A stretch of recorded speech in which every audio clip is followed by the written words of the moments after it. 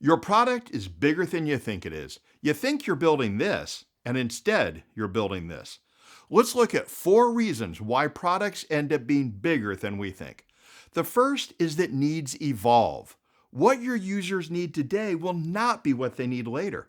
The longer it takes you to go from learning their needs to delivering on them, the more those needs will evolve. Second, requirements emerge. Some features in a product can only be discovered after you start developing the product. As you do, you give early versions of the product to users. They play with it, they experiment, and they come up with new ideas. These emergent requirements are features no one would have thought of until they experienced the partial product or system. They make your product larger than you thought because they were unanticipated. Third, some requirements are overlooked. No matter how hard you try, it's probably impossible to identify upfront everything your users will need. When interviewing users, you'll forget to ask a question. You won't follow through with something a user mentions, or you'll run out of time.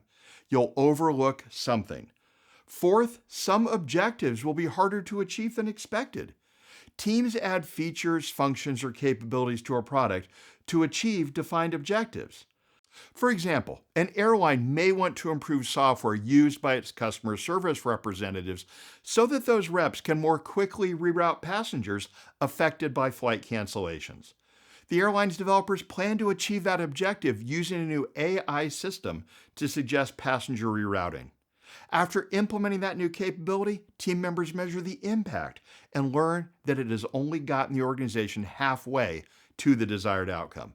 In that case, there will be additional work required to obtain the objective. And so the product has become larger than initially thought. So what should you do about this? First is to acknowledge that no matter how well team members do the job of understanding user needs, they will not think of everything. Second, have a frank conversation with stakeholders about this. Get them to acknowledge that they aren't done thinking about what's needed and that their needs will evolve and that it's impossible to think of everything. Third, avoid making promises about when a product's full scope can be delivered without adding some amount of buffer to account for how much larger the full product may truly be. But how much buffer? Here's one technique I've used for deciding how much bigger a product will likely become. Ask team members what percentage of the ultimate solution they think they see. If they say they think that they see about half of the ultimate solution, that means that the unknown part of the product backlog is the same size as the known items on the backlog. If so, the full product is double the size you think it is right now. The formula for this is just 1 divided by the percent the team thinks they know times the current size of the product backlog. I just gave the example of a team thinking they currently see half of the ultimate solution. Substituting 50% or 0.5 into the formula, you can see that the full size of that product is double the current size. Looking at one more example. Suppose the team has a series of conversations with users and stakeholders.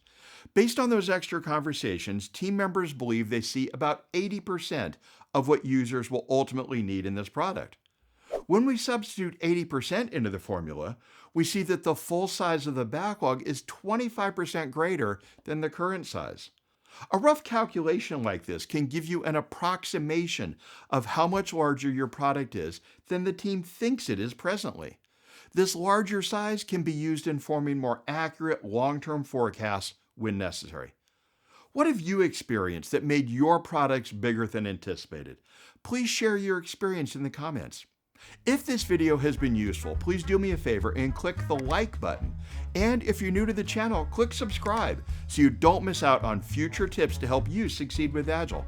Thank you for watching, and I'll see you next time.